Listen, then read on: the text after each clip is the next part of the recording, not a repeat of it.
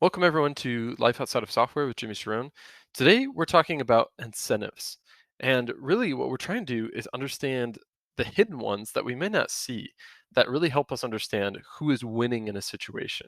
Right? I think a lot of times we talk about both sidesism, and I think the key to getting out of that mentality is understanding incentives. So, we're going to take a look at it from the perspective of a company that's done something really unfortunate, from the culture war and trying to understand it better, and finally by looking at the definition of wealth and how we might redefine it to better capture what we want. So let's start by talking about BetterHelp.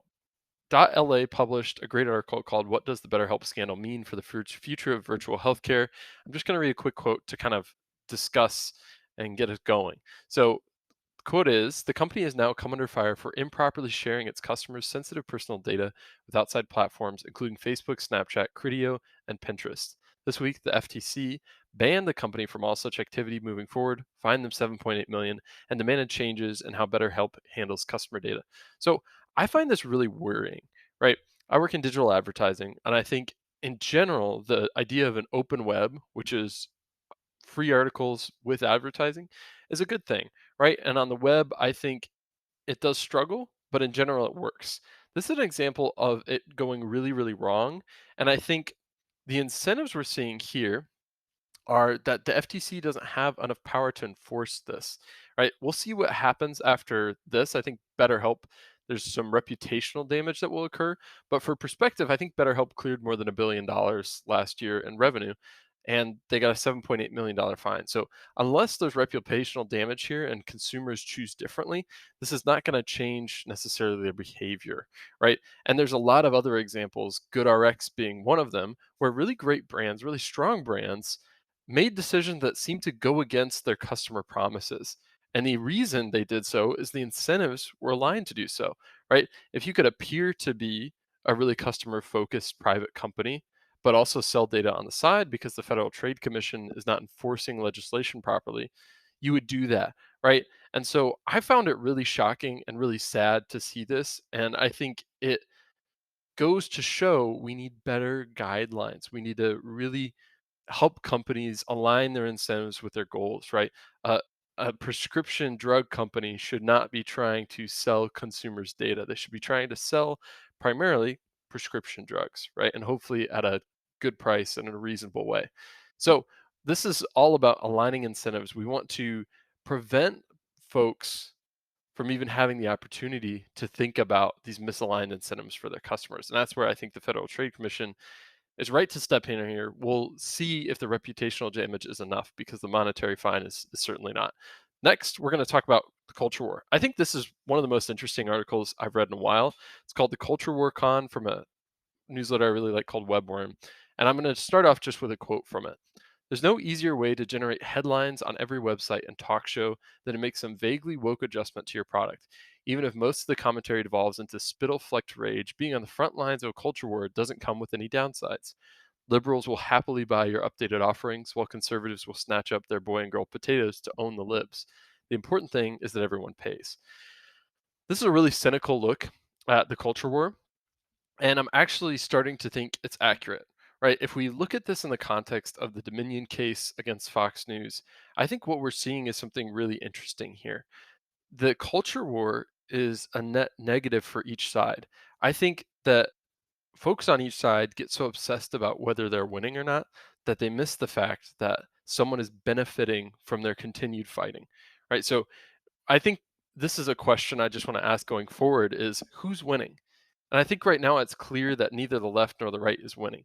We're struggling to come to decisions, we're struggling to make good policy, and none of us are really thriving. And so the real question is who's winning? And I think that's really interesting to start to ponder that and think about what are the incentives here and who is creating them and enabling them, right?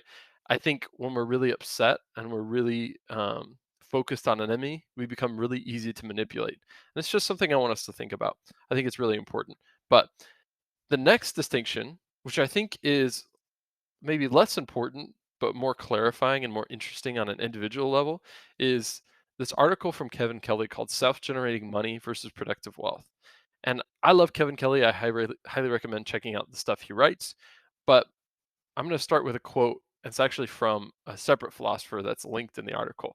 But this is what it is. Why does a certain obvious distinction not figure more centrally in economic theorizing, namely the distinction between the application of capital in order to increase the capital itself, and its application in order to achieve something worthwhile in the world? Or simply, why do we not distinguish between using money to make money or using it to do meaningful work? I think I started to think about this concept when I was working at Atomic Object. The founder there, Carl Erickson, has a really interesting philosophy where he's trying to kind of start companies that try to do good in the world.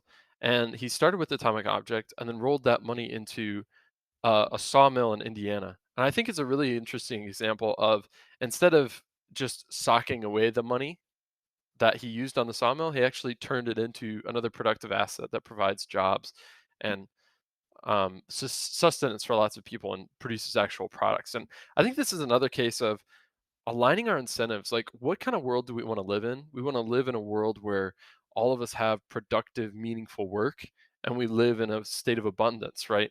And I think when we think about incentives, making money making money, like making money from money, is not as productive in the world, right? It leads to economic bubbles. You can read about that in The Black Swan by Nassim Taleb. I think a really interesting question to consider personally is, what am I optimizing for? Am I trying to make money from my money? Or am I trying to make money by doing meaningful work?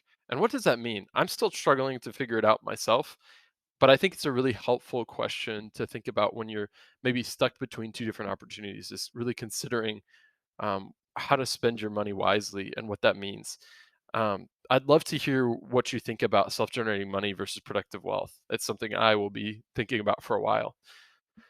So that's it kind of with big incentives. I want to just talk about a couple other things I found interesting this week. So, next up is Benedict's newsletter. This is one of my favorite things to hit the inbox each week. It's a range of tidbits from all around the web. This week, I found it really interesting to hear about Amazon's ad business. Most of us think of it as a store online, and it is one, but it also has a huge computing business with AWS and a growing advertising business. So let's just dive into a little quote here to get the gist. The simplest way to look at the advertising business is a very profitable new business. 38 billion is a small percentage of Amazon's overall 502 billion 22 revenue, but it probably had well over 50% operating margins, which would mean it brought in as much operating profit as AWS and without anything as much capex. So that's a lot of jargon, but basically it says that Amazon's ad business is as big as their Amazon Web Services business, which is one of their core drivers of growth and profit. So this is really something to keep an eye on. I think the author also talked about how this is bigger than I think all of print advertising combined. So Amazon is really making some interesting moves, and I'm curious to see if Andy Jassy will actually be succeeded by Jeff Bezos, kind of in a similar situation at Disney. It'd be very interesting to see what's going to happen there. But this ad business is really promising, though also a little scary to think about when we reference the BetterHelp from earlier, right? Amazon just bought One Medical, and they've said that they will not cross-reference customer data from the new medical side to their consumer side, and we'll see. I'm very nervous about that.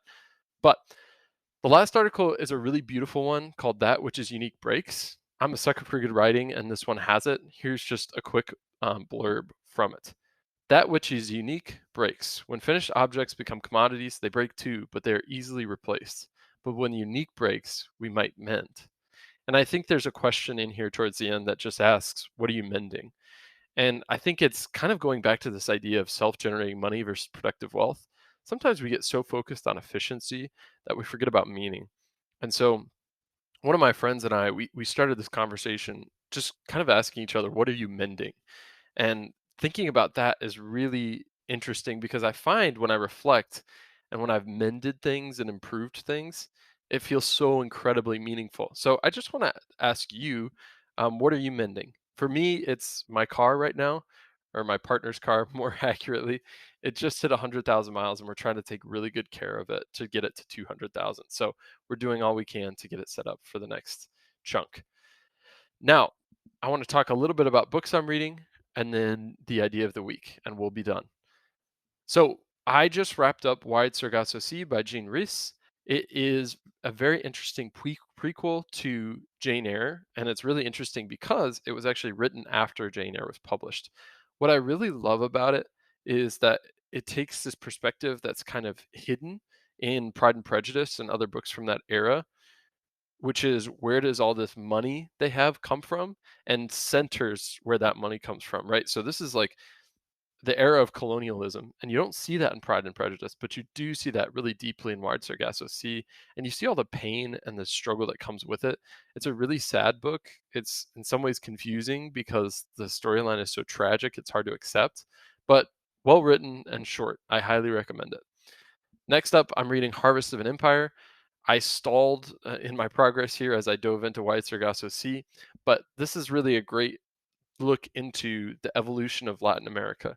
And one of the areas of history I'm really fuzzy on is basically the 1800s through the 1860s in the United States. And you have so much going on there, the War of 1812, the Mexican American War, and also you have the War of Mexican Independence. There's just so much happening, and Harvest of an Empire talks about that in addition to much else.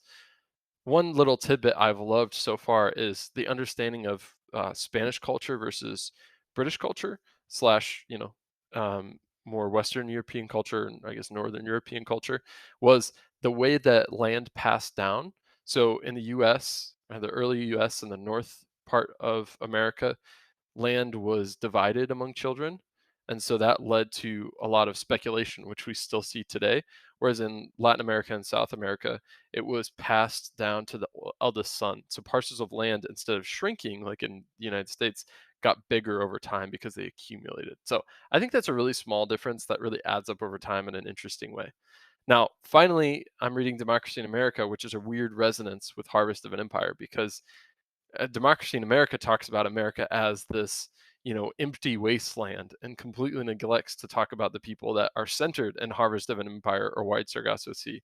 So I've been finding it really interesting from a political perspective, but it's also really interesting to just get a glimpse into the mind of Europeans at that time and Americans at that time to understand just how little they thought of the people who inhabited the land before them.